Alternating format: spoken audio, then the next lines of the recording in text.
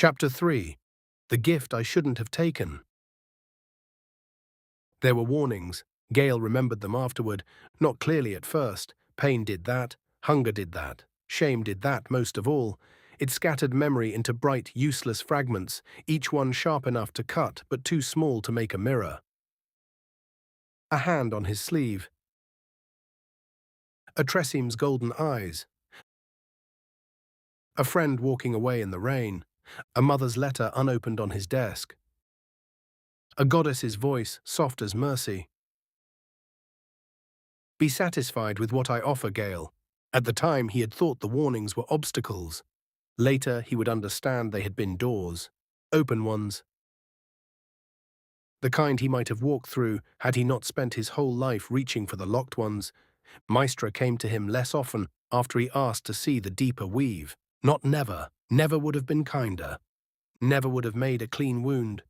Instead, she came just enough to keep him looking up. A brush of warmth through a difficult spell. A voice in the space between sleep and waking. A correction whispered through the weave before he made an error large enough to embarrass himself before his instructors. Sometimes a summons to her realm, where time dissolved and longing became indistinguishable from worship. But there were longer silences now, long enough for doubt to grow teeth. Gale told himself this was a lesson. Mystra had always taught in absences as much as in revelations. She rewarded patience, restraint, discipline. A lesser mind would have mistaken distance for rejection. A lesser heart would have sulked. A lesser wizard would have turned bitter and small. Gale was determined not to be lesser, so he studied harder. He slept less. He smiled when necessary. He did not write to his mother. He told himself he would soon, once the shape of this new work became clear enough to explain without sounding mad.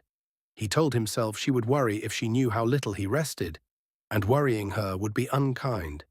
He told himself that love sometimes required withholding the whole truth, until it could be made gentle. He had learned that from a goddess, though he did not know it. Tara came and went, more went than came after the argument. When she appeared, she watched him too closely.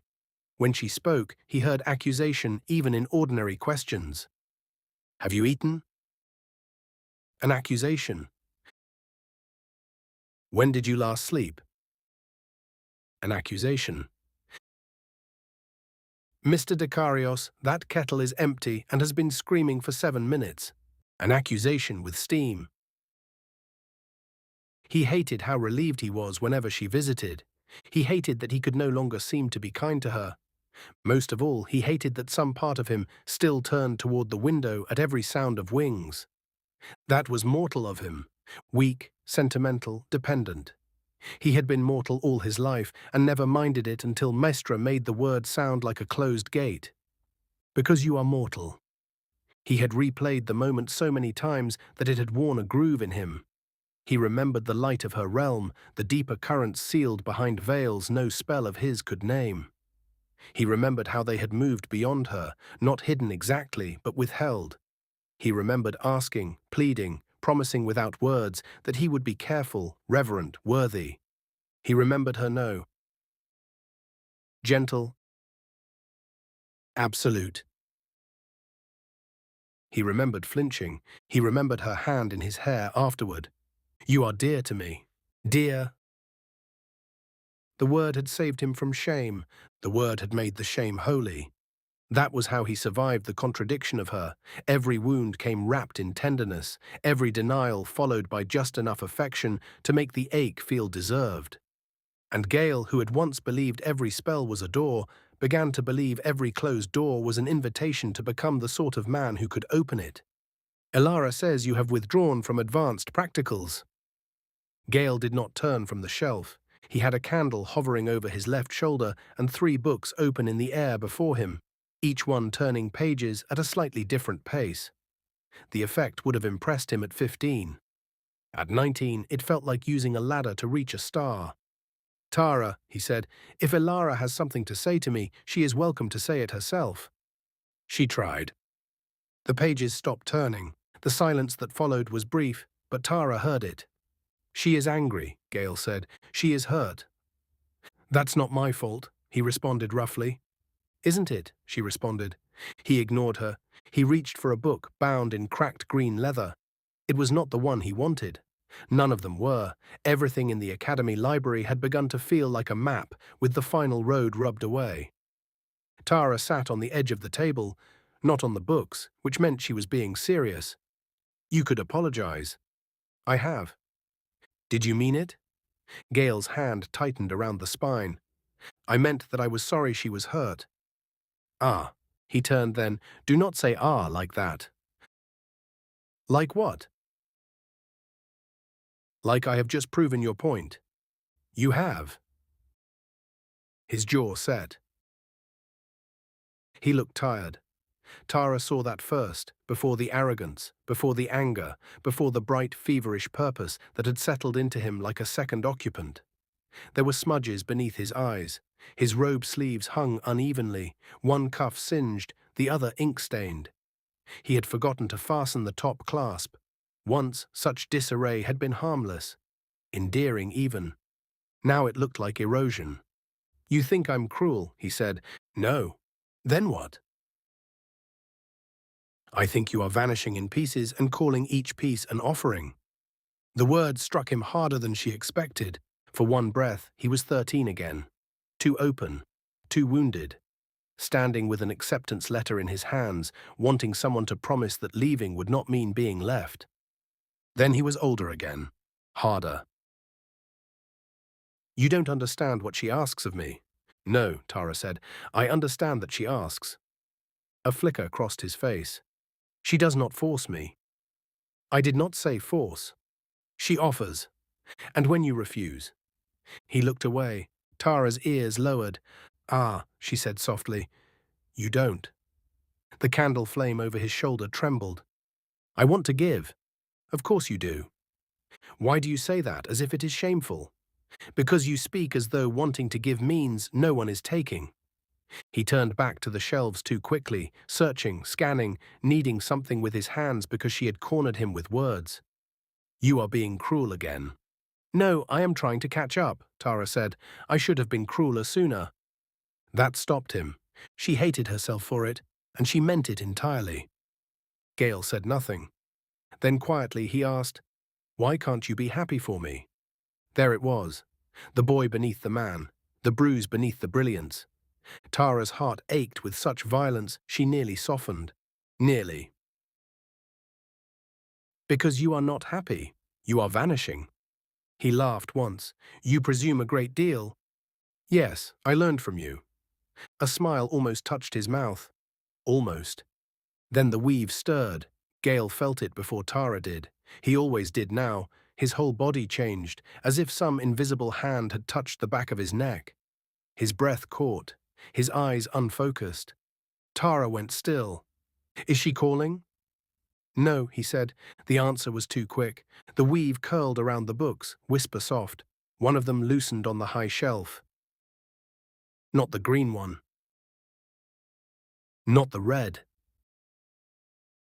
A narrow volume bound in dark tarnished metal slid forward half an inch. Gale's gaze lifted. Tara followed it. That doesn't feel right. That seems dangerous, she said. He did not seem to hear. The book was old. Older than the shelf. Older than the library's cataloguing charms. It sat in a section of restricted histories where most volumes merely pretended to sleep. Its cover bore no title, only a broken sigil worked into the metal like a scar. Gale knew the sigil, or rather, he knew references to it. Marginal notes, redacted citations, warnings folded into footnotes by scholars too frightened or too reverent to write plainly. A lost weave. A severed inheritance. A fragment of magic that had fallen out of Mystra's keeping. His pulse began to pound. Gale, Tara said, step away. He lifted a hand. The book slid out another inch. It's all right. It is very much not all right. I know what it is. It's what I need. It is what I can do to prove my worth. No, Tara said sharply.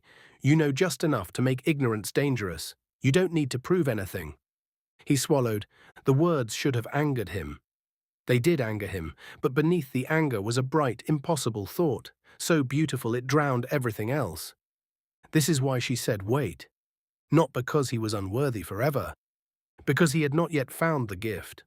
The book hummed, not like the weave, not like Mystra. Lower. Hungrier. But Gale was already translating the sound into something he could bear, lost magic, wounded magic, a piece of what had been taken from her, a piece she had lost, a piece he could return. His chest filled with something too large to be breath. Tara, he whispered, this may belong to her. Tara's pupils narrowed. Then let her retrieve it. She cannot. Or she will not.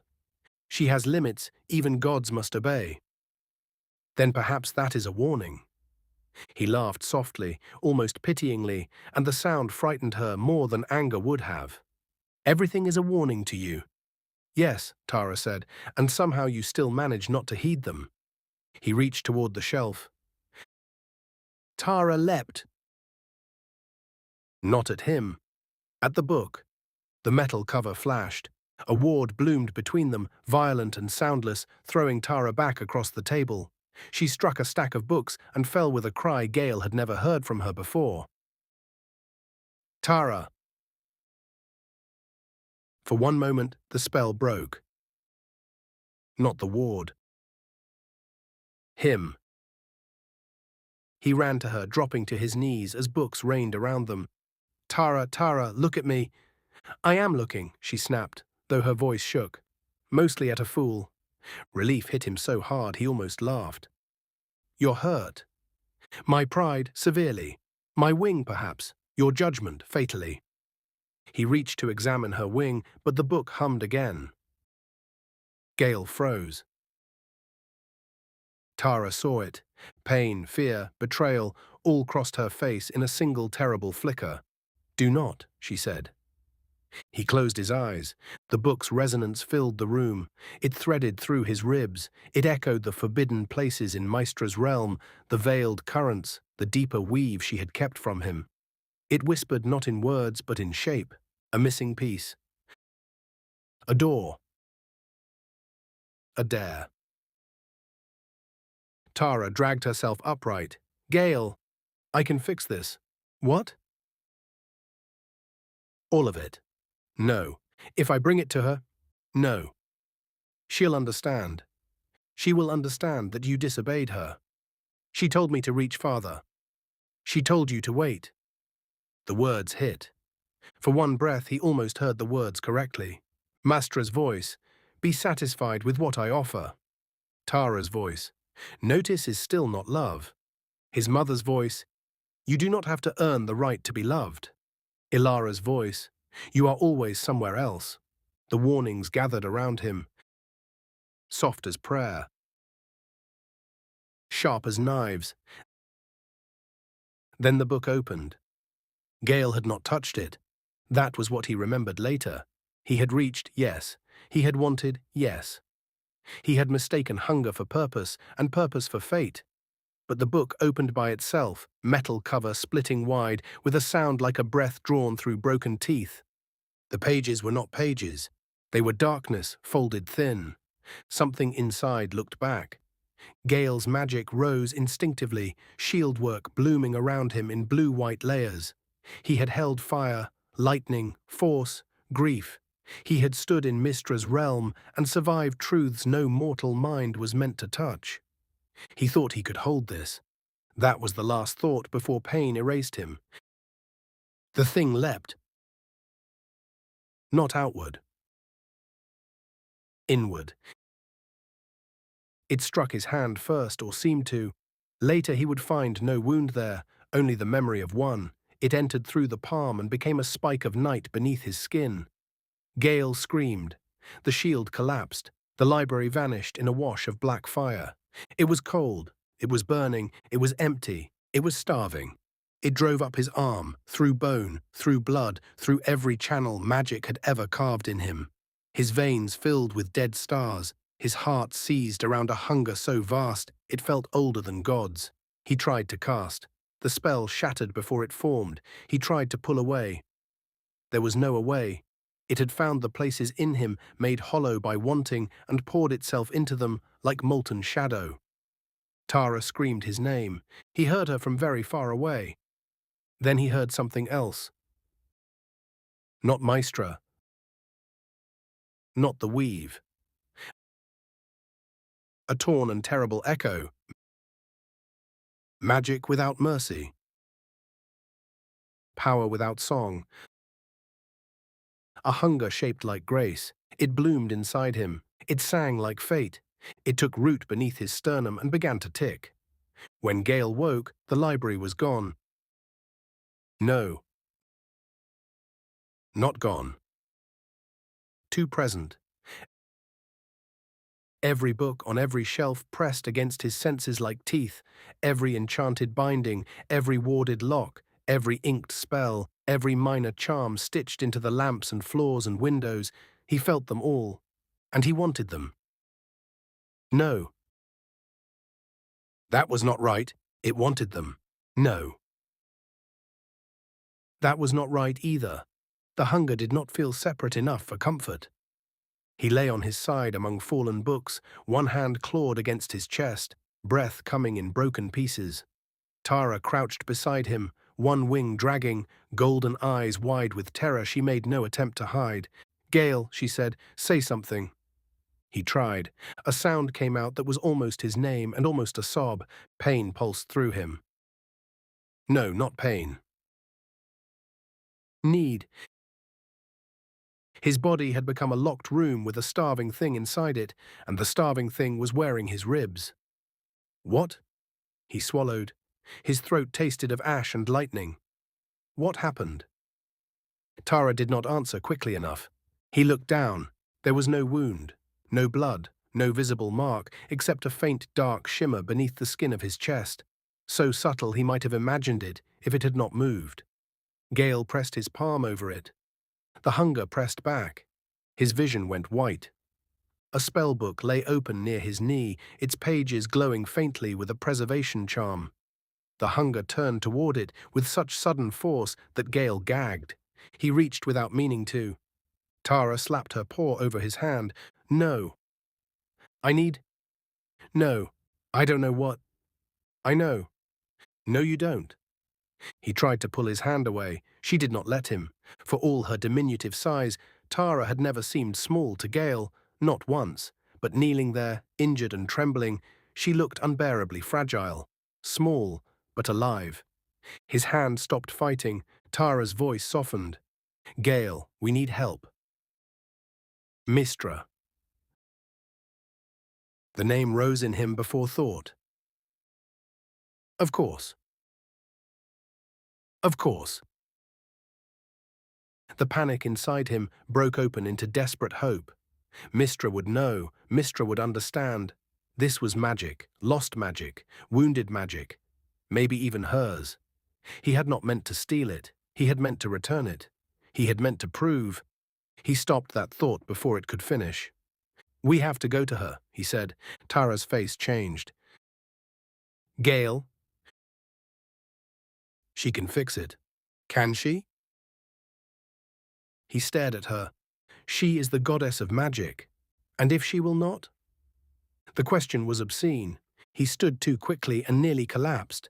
Tara moved under his arm before he could fall, though her injured wing trembled with the effort. She will, she loves me. I'm beloved, she told me this, he said. Not belief. Prayer. She has to. Reaching Mystra had always been a matter of invitation. That was the first terror. Gale had drawn circles, shaped invocations, burned reagents he could barely afford, and one he stole from an academy cabinet with hands that shook too hard for guilt. He whispered every name she had allowed him to use. He called through the weave until his voice cracked and magic sparked from his fingertips like blood from torn skin. Nothing.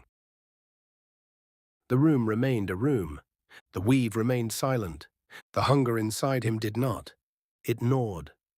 By dawn, 3 minor enchanted objects lay dead on the floor beside him, a self-heating kettle, a quill that corrected spelling, and an old practice amulet Ilara had given him after he misplaced his own.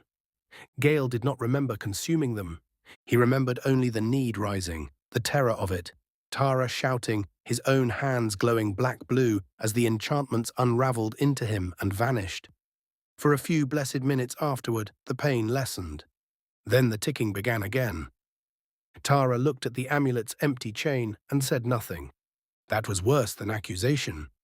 By the second night, Mystra answered, "Not in her realm. Not in light." The candle flames bent inward, the room chilled. The weave tightened around Gale's body like a net. He fell to his knees before she fully appeared. "My lady." His voice broke on the second word. Mystra stood before him, radiant as ever and farther away than she had ever been. She looked at him with almost disgust in her face. "No."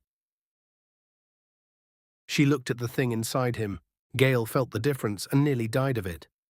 "What have you done?" she asked. The words did not strike like anger. Anger would have meant heat. This was colder. Judgment. "I thought—" His breath hitched. "I thought it was yours." Mystra's expression did not move. "I thought it had been lost. I thought if I could bring it back to you, if I could understand it, if you could take what was forbidden and call it devotion. Did I ask you to do this?" He flinched. Tara stood behind him, silent and rigid. Gale pressed both hands to his chest as another pulse of hunger tore through him. "I didn't know." "No." Mystra's voice softened. Somehow that made it worse. "You did not. Yet you did it anyway. I thought you wiser than that." Hope sparked, wild and foolish. "Then help me." Mystra looked at him. He had imagined this moment so many times in the hours since the book opened. She would be grave, perhaps hurt, perhaps disappointed. She would touch his face and say his name. She would tell him he had been reckless, foolish, beloved. Then she would reach into him and draw the hunger out like poison from a wound. He would suffer, he would apologize, he would be forgiven. Instead, Mystra stepped back. Only one step. It was enough to end him. "What you carry cannot simply be removed." The room tilted. "But you can—" "No, you haven't tried. I know what it is." "What is it?" Silence. For the first time since he had known her, Mystra withheld not a place, not a lesson, not a touch, but an answer when he was begging for one in pain. "My lady," he pleaded, "you have taken into yourself a corruption beyond your understanding." "I didn't take it. I didn't mean to. It—" He stopped, because he had reached, because he had wanted, because he had heard wait and translated it into become. Mystra watched the thought break across his face. There was sorrow in her expression. It would haunt him for years that the sorrow was real. Real and not enough.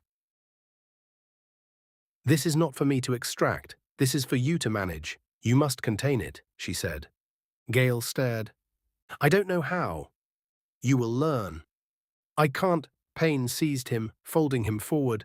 Tara moved, but Gale threw one hand out, stopping her. He did not want Mystra to see his pain or his hunger.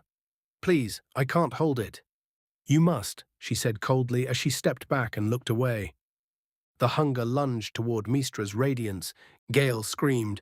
The room flashed. Mystra's form hardened, the weave around her drawing back from him with a force that felt like the universe recoiling. He felt it then. Not merely her judgment. Her disgust. No, not disgust. Worse. Alarm. He had become something even the goddess of magic would not touch. Gale sobbed once, a broken sound he would later deny making. "Please, I did this for you." The words fell into the room. Tara closed her eyes. Mystra's face changed at last. Not anger. Not tenderness. Something older and more distant than either. "No," she said, "you did this for yourself."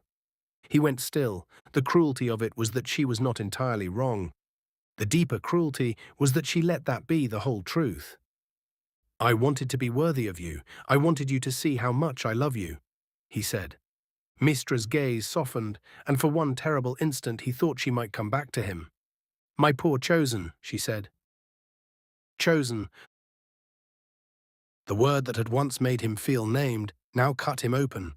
"You were worthy of what I offered. You were not content with it." He shook his head. "No, no, that's not. The distinction matters little now." "It matters to me." Mystra did not answer. The hunger ticked. Gale heard it clearly in the silence. A count. A countdown. "Will it kill me?" he asked. Mystra looked toward his chest. "Yes." The simplicity of the answer emptied him. "When?" "That depends on how well you feed it." "Feed it?" "Magic will stabilize it temporarily. Artifacts, enchantments, objects touched by the weave." He stared at her, horror slowly overtaking pain. "You want me to feed it magic?" "I am telling you how to survive." "For how long?" Another silence. "Mystra." "For as long as you are able. If you fail, there will be destruction beyond yourself, so plan your surroundings well." Tara made a low sound. Gale did not look back. He could not.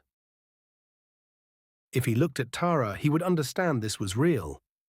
If he kept looking at Mystra, perhaps the story could still change. "Please don't leave me like this. I'm sorry. I promise to listen, to be content," he said. Mystra's light flickered. Only once. Perhaps he imagined it. "No, I warned you, and you chose not to listen. This is on you." The sentence entered him more deeply than the orb. It struck every old wound with perfect aim. His father's empty chair, the children stepping back, the academy's admiration with its edges, Ilara's tears, Tara's questions, his mother's soft voice telling him love did not need to be earned. All of it collapsed into a single unbearable verdict. His fault. His failure. His folly. "I understand," he whispered. Tara's head snapped toward him. "Gale, no."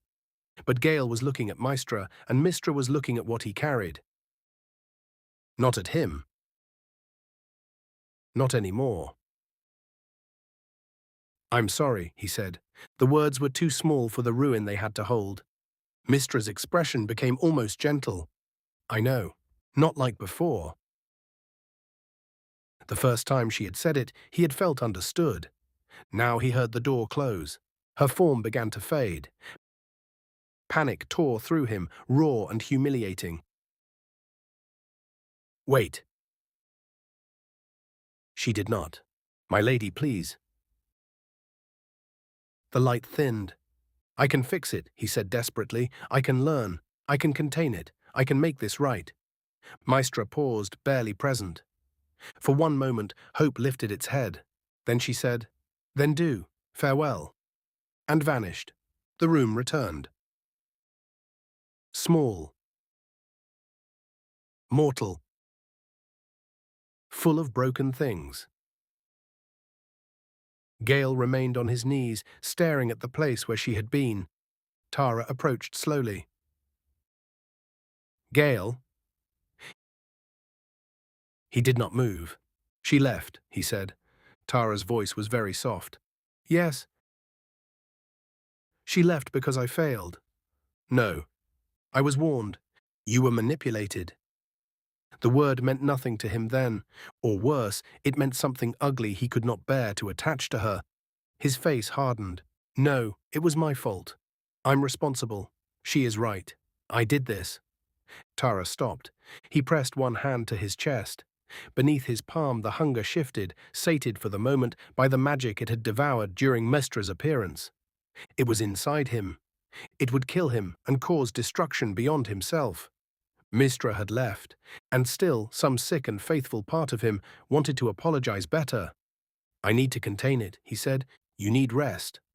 "I need to contain it." "Gale." "I can still make this right." Tara looked at the dead kettle, the empty quill, the ruined amulet. She looked at the young man kneeling among them, hollow-eyed and glowing faintly with something that was not light. Then she looked toward the unopened letter from his mother. "I will help you," she said. He flinched. The offer hurt worse than accusation. "You don't have to. You should go. I'm dangerous to be around." "And yet," Tara said, "I am here and I will help you." "I told you to go." "Yes." "I didn't listen to you." "No." "I hurt you." "You did." His throat worked. "Why are you still here?" Tara's ears softened. "Because notice is not love," she said, "but this is." Gale looked at her then. Really looked. For one breath, something almost broke. Then the orb ticked. Pain flashed through him. Hunger opened its black mouth. Every enchanted object in the room began to hum in answer. Gale doubled over, gasping. Tara moved at once. The moment passed. The almost understanding vanished beneath need. By morning, Gale Dekarios had withdrawn from Blackstaff Academy. By nightfall, he had returned to the tower that would become his refuge, his prison, his penance. He wrote one letter to his mother. He did not tell her the truth. He wrote one letter to Elara. He did not send it. He wrote nothing to Mystra. There was nothing left to say that did not sound like begging. And in the dark beneath his ribs, the stolen magic sang. Not the weave. Not Mystra. Not love. A hunger wearing the shape of grace. Gale placed both hands over his chest and bowed his head. He had crossed the line, he had taken the gift, and now it would not wait.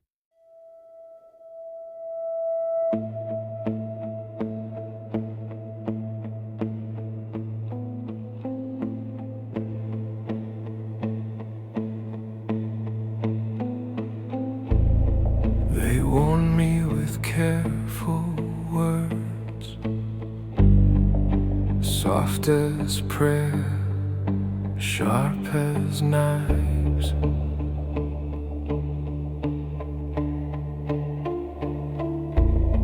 Some things are not meant to be held.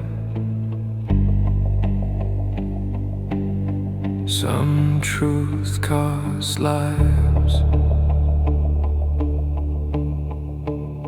She said, wait. I heard a sound. I thought I knew better than gods and friends.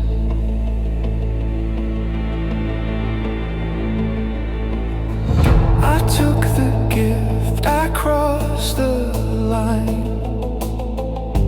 Put forever in a fragile spine.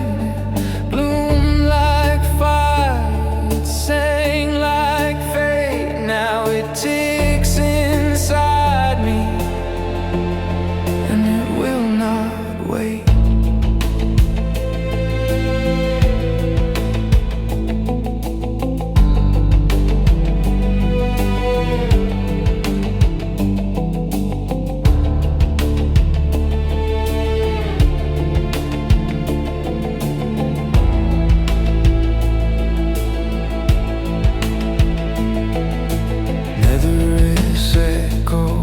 In my blood, a hunger shaped like grace.